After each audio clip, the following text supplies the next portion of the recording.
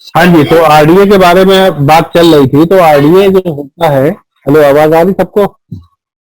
Okay sir, आ रही है। हम्म, तो आरडीए जो होता है वो सबसे सस्ता प्रोसेसर होता है।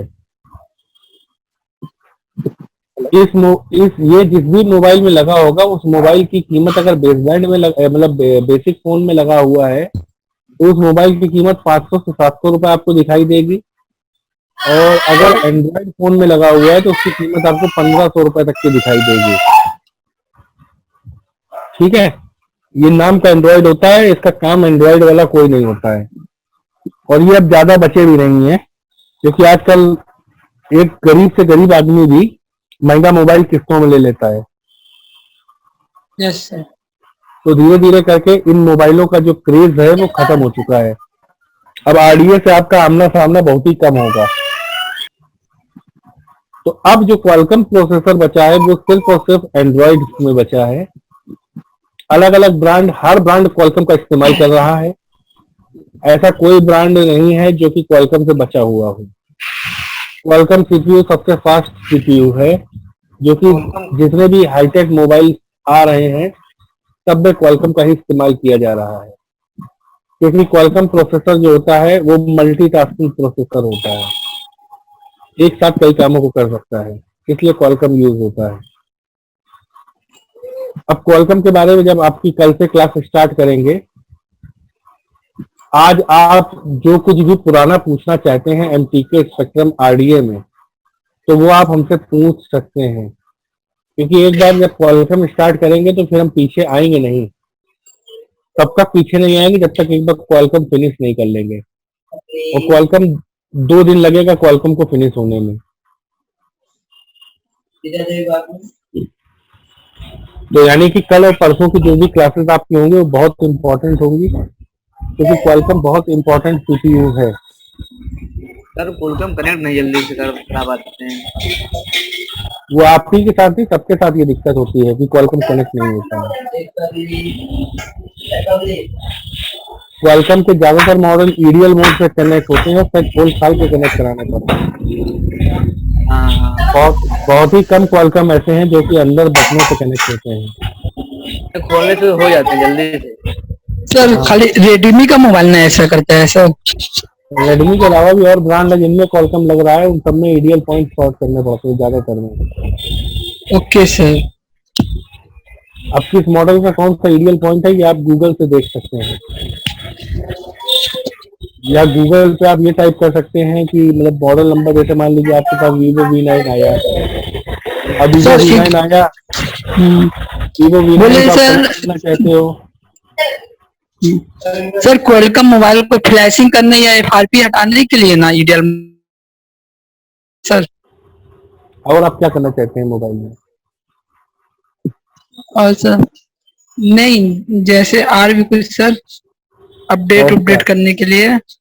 अपडेट करने के लिए तो आप किससे करना चाहते हैं?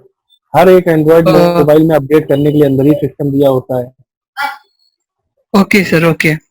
हर एक मोबाइल को अगर आप अपडेट करना चाहते हैं तो आप वाईफाई दीजिए और सीधे अपडेट कर दीजिए, कंप्यूटर में लगाने की जरूरत ही नहीं है।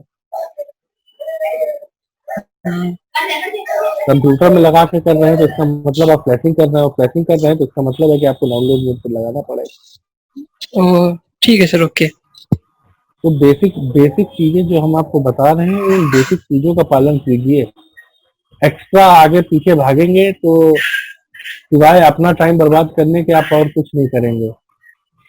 पहली चीज तो कोई भी सवाल हो उसका जवाब खुद ढूंढने की कोशिश कीजिए, कि जैसे आप अगर फॉर्मेट करना चाहते हैं तो फॉर्मेट क्यों करना चाहते हैं। तो पहला सवाल तो ये अपने आप से पूछिए कि इसमें अगर हम फ्लैशिंग करने जा रहे हैं तो फ्लैशिंग क्यों करने जा रहे हैं। Okay sir. भाई मोबाइल हैंग ऑन लोगो है, क्या है, रीस्टार्ट हो रहा है, किस वजह से हो रहा है, ये सारी चीजें आपको देखनी पड़ती हैं। अब फोन रीस्टार्ट हो रहा है तो इसका ये मतलब नहीं है कि आप फ्लैशिंग करें, क्योंकि 90% आज की डेट में जिन मोबाइलों में इनबिल्ट बैटरियां लग के आ रही हैं, उन सभी मॉडलों में रीस्टार्ट की प्रॉब्लम सिर्फ बैटरी बदल देने से सही हो जाती है। अगर फोन की बैटरी खराब है तो आप सॉफ्टवेयर सुबह से शाम तक 6 बार कर लीजिए, लेकिन फोन चालू थोड़ी ना होगा, क्योंकि प्रॉब्लम तो उसकी बैटरी से है। तो इसीलिए हम बराबर ये चीज कहते आ रहे हैं कि जितने फोन रीस्टार्ट हो रहे हों उनमें कुछ भी करने से पहले आप बैटरी बदल करके जरूर देखेंगे। जब एक बार बैटरी बदलने के बाद भी समस्या आपको वहीं की वहीं मिले, तब आप आगे कुछ और अगला स्टेप करने की सोचें। और जिस भी हैंडसेट में आप फ्लैशिंग करने की सोच रहे हो, उसमें फ्लैशिंग करने से पहले हमेशा फॉर्मेट करके ट्राई करो, क्योंकि मैंने 50 बार आप लोगों को ये चीज बताई है कि फोन की कई समस्याएं जो हैं वो सिर्फ और सिर्फ फॉर्मेट कर देने से दूर हो जाती हैं। तो हर एक समस्या के लिए फ्लैशिंग करना जरूरी नहीं होता है। मोबाइल में आने वाली 70% तक समस्याएं आप सिर्फ और सिर्फ फॉर्मेट करके दूर कर सकते हो, और फॉर्मेट करके दूर करने में फोन के डेड होने का रिस्क ना के बराबर होता है, और फ्लैशिंग करके उसको चालू करने में फोन के डेड होने का रिस्क 50-50 का होता है। या तो मोबाइल होगा या फिर मोबाइल सोएगा। फ्लैशिंग में ये चीज होती है। लेकिन फॉर्मेटिंग में क्या होता है, या तो मोबाइल बन जाएगा, और अगर ना बना तो जैसा था वैसा ही रहेगा। तो कम रिस्क वाली कौन सी चीज हुई? मर जाने वाली रिस्क कम है कि जैसा था वैसा रहने वाली? फॉर्मेट वाली। तो इसीलिए हम बराबर आपको डे 1 पहले दिन की क्लास से ही हम आपको बराबर बोल रहे थे कि जब भी कभी आपको मोबाइल में ये लगे कि इसमें फ्लैशिंग करनी है, तो भैया 5 मिनट और बर्बाद कर लेना, पहले फ्लैशिंग से फॉर्मेट कर लेना।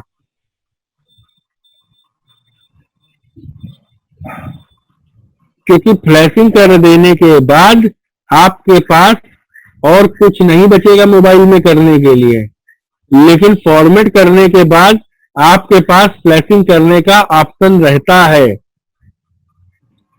तो जैसे अपन लोग पत्ते खेलते हैं, ताश के पत्ते, तो जब भी खेल रहे होते हैं तो बड़ा पत्ता हमेशा रोक करके चलते हैं। क्यों? क्योंकि मालूम होता है बड़ा पत्ता तो काम आएगा ही आएगा। लेकिन अगर छोटे पत्ते से काम चल रहा है तो छोटे पत्ते से क्यों ना बाजी जीत ले। करते हैं, यही तरीका इस्तेमाल करते हैं। तो रिपेयरिंग में भी यही तरीका इस्तेमाल होता है सेम, कि अगर कम रिस्क वाला काम हो रहा है तो कम से कम रिस्क वाले काम से ही काम लेंगे। इसलिए कोई मोबाइल अगर हमारे पास पैटर्न खोलने के लिए आता है, तो पैटर्न खोलने के लिए भी हम कंप्यूटर का इस्तेमाल सीधे नहीं करते हैं। सबसे पहले पैटर्न खोलने के लिए हम साइड बटनों का इस्तेमाल करते हैं, कि साइड बटनों से पहले खोल के देखते हैं, खुल जाता है तो बहुत बढ़िया बात है, क्योंकि साइड बटनों से डेड होने का कोई रिस्क नहीं है। लेकिन अगर कंप्यूटर से हम पैटर्न खोलते हैं तो कहीं ना कहीं मोबाइल के हैंग ऑन लोगों पे लटकने के चांसेस होते हैं, कि फोन का आप लॉक खोल रहे हैं और फोन लटक गया हैंग ऑन लोगों पे। तो हम क्यों रिस्क लें? जब बटनों से काम चल रहा है तो हम क्यों रिस्क लें?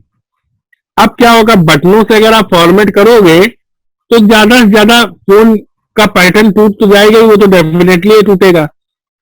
पैटर्न टूटने के बाद क्या होगा? एफआरपी लग जाएगी भाई। तो एफआरपी आप चाहे तो कंप्यूटर से खोल लीजिए, और एफआरपी आप चाहे तो बाईपास कर लीजिए।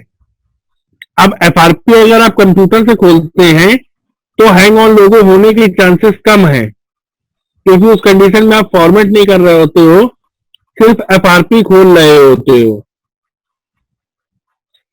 इसलिए हमेशा जो भी स्टार्टिंग करेंगे आप लो रिस्क वाले काम से स्टार्ट करेंगे, जो कम से कम लोएस्ट से लोएस्ट रिस्क होगा वहां से स्टार्ट करेंगे।